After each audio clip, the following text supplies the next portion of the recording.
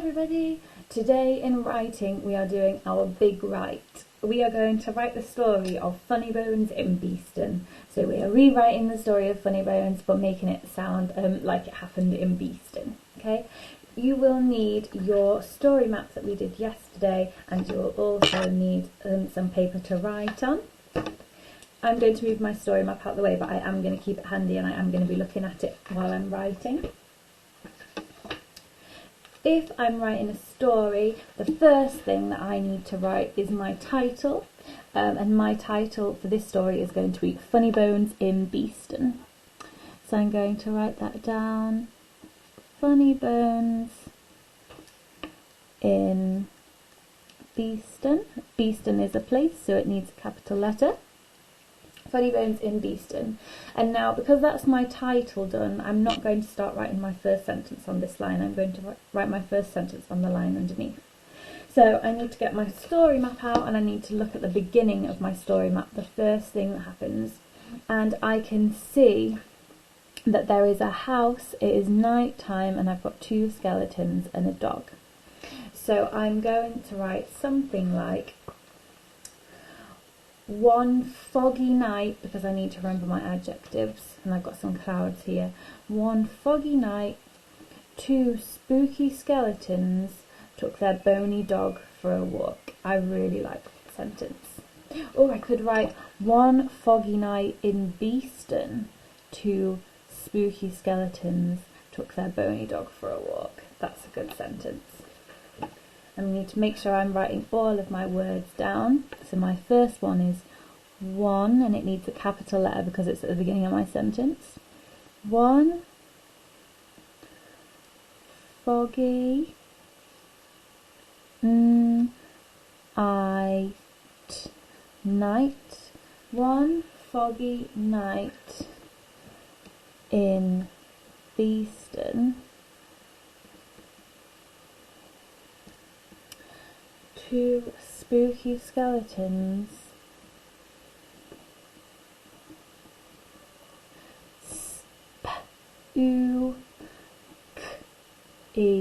spooky. One foggy night in Beeston, two spooky skeletons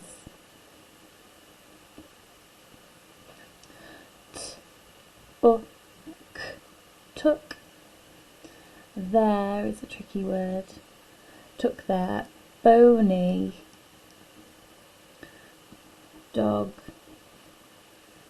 for a walk.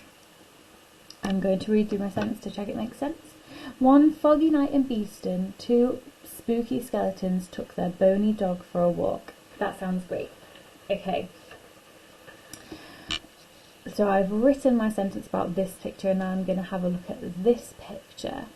Okay, they're going up the staircase and they are going out into the night, aren't they, into the town. Okay, so I'm going to write, they crept, because I'm using a better word than just went. They crept up the creaky staircase. I'm going to write that first. They crept up the creaky staircase. They crept. They crept up. They crept up the creaky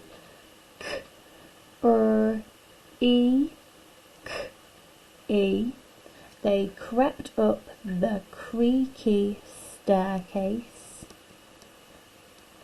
and then they crept up this creaky staircase. I could put a full stop there, but I'm not going to. Instead, I'm going to use and in the middle of my sentence, because I need to do that in year one. They crept up the creaky staircase, and they crept up the creaky staircase and went out into the cold,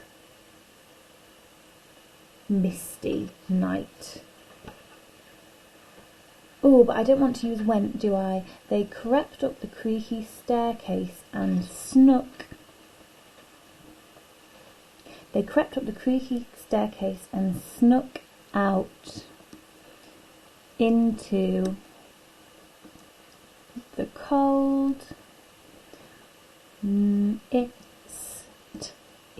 misty night.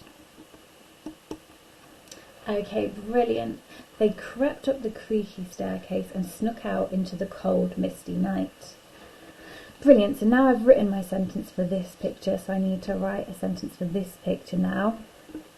I've already used crept and snuck, so I'm going to write they tiptoed past the haunted Tesco, because I haven't used tiptoed yet and I haven't used haunted yet either. Capital letter after my full stop. They tiptoed, tiptoed.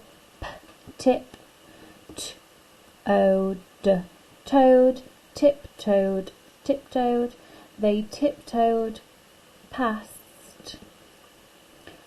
the haunted Tesco. They tiptoed past the haunted Tesco. And I might use another and here. And they tiptoed past the haunted Tesco. And now let's have a look where they're going to go next. So they just tiptoed past the haunted Tesco, and now they're going to go past the bee man. So I've used and in the middle of my sentence, so I don't need a capital letter or a full stop anywhere near my and. They tiptoed past the haunted Tesco and. Now I need a way for them to get past the bee man. I've already used my favourite ones. I've used crept and snuck and tiptoed. Can I think of another way for them to get past the bee man?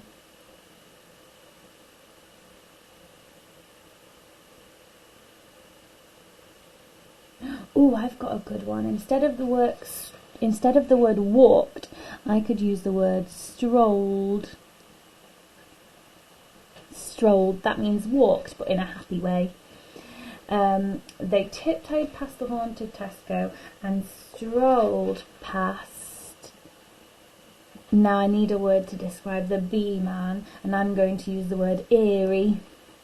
And they strolled past the eerie bee man.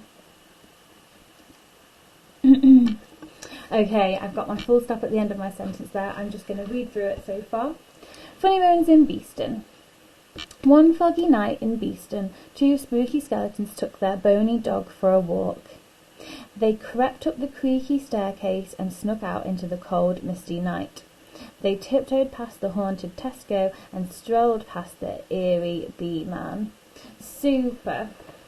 So, what I would like you to do for me today, year ones, please, is